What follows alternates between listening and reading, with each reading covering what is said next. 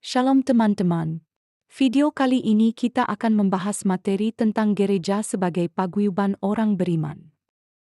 Kata gereja berasal dari istilah Yunani, ekklesia, yang menggambarkan suatu pertemuan rakyat dengan nuansa religius.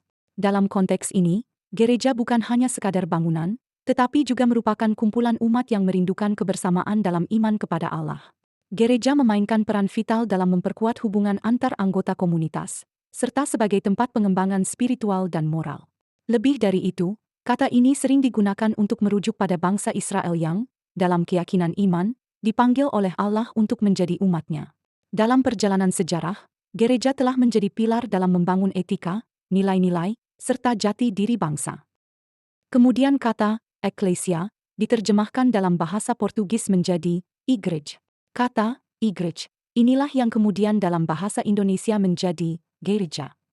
Akhirnya, gereja dimaknai sebagai persekutuan umat beriman Kristiani di seluruh dunia. KGK 752. Gereja dapat dianggap sebagai komunio, yang berasal dari istilah Latin communere, yang berarti bersama. Sebagai makhluk sosial, manusia cenderung hidup dalam komunitas, tetapi tidak semua kelompok dalam masyarakat dapat diakui sebagai paguyuban atau persekutuan. Anggota gereja memenuhi syarat untuk disebut sebagai persekutuan, yang terlihat dalam cara hidup jemaat perdana. Persekutuan ini mencerminkan unity dan kolaborasi antar anggota, menciptakan lingkungan yang saling mendukung dalam kehidupan bersama. Membangun sebuah paguyuban, komunio, yang sejati membutuhkan lebih dari sekadar berkumpul bersama. Sebuah kelompok harus memiliki komunikasi dan interaksi terus-menerus, sehingga setiap anggota merasa terhubung. Mereka juga harus saling memperhatikan dan saling memiliki satu sama lain, menciptakan rasa kepedulian yang mendalam.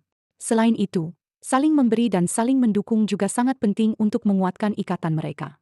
Hanya dengan memenuhi poin-poin ini, sebuah kelompok bisa menjadi persekutuan yang kokoh, bukan hanya kumpulan individu yang sesuai dengan arti dari sebuah komunio. Cara hidup jemaat perdana, yang merupakan contoh nyata bagaimana Roh Kudus bekerja. Jemaat perdana adalah komunitas yang disatukan oleh Roh Kudus, sehingga mereka tidak hanya berkumpul, memecahkan roti, dan berdoa secara rutin, tetapi juga bertekun dalam ajaran para rasul. Yang paling istimewa, mereka menganggap segala sesuatu yang mereka miliki sebagai milik bersama, dan selalu berkumpul di bait Allah setiap hari. Ini menunjukkan bahwa Roh Kuduslah yang menggerakkan mereka untuk hidup dalam persatuan, saling berbagi, dan menjadi teladan bagi komunitas beriman. Sebagai paguyuban, gereja memiliki banyak anggota, tetapi satu tubuh.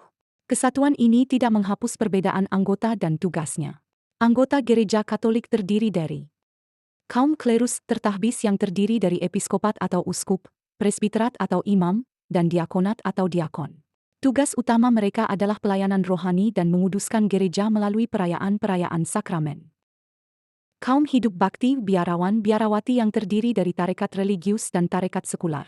Mereka hidup dengan penghayatan Trikao Suci. 1. Selibat, kemurnian tidak memiliki pasangan hidup, menikah.